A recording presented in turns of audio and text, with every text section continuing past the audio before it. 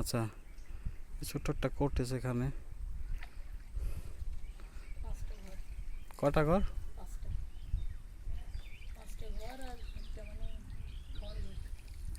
এই পাশে কটেজ, এই পাশে সুন্দরবন। এখানে তো মনে হয় রাতে ফ্যান ট্যান লাগে না, এমনি ঠান্ডা থাকে। এমনি ঠান্ডা, তাছাড়া ফ্যানের ব্যবস্থা আছে, এসি আছে। এসি আছে, আচ্ছা। এই দুইটা আছে এসি, আর ওই তিনটা হুম আমার হুম। এটা হলো বনবাস। বনবাস। বনবাসী কোকোটেজ। ইকো কটেজ আমাকে একটু জল খাইতে দেবে? এই জল আর পাওয়া যায় না এত। তোমার ডাইনিং।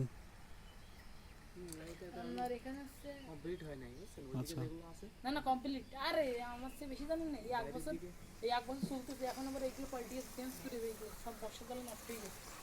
মানে এইখান থেকে ভাঙন নিল, তো সব প্লেয়ার দিছে তলে, দেখেন এই যে কিছু কিছু ওই পাশে প্লেয়ার, ওই পাশে দেখেন প্লেয়ার দিছে কিছু কিছু, খেজুর গাছ ওই দেখেন নষ্ট হয়ে গেছে তলে, বাদ দিছে এই এক বছর রং করেছে আবার নতুন করে। চলো চলো আমরা উঠে যাই। এদের এইটা হচ্ছে 63 নাম্বার কটেজ।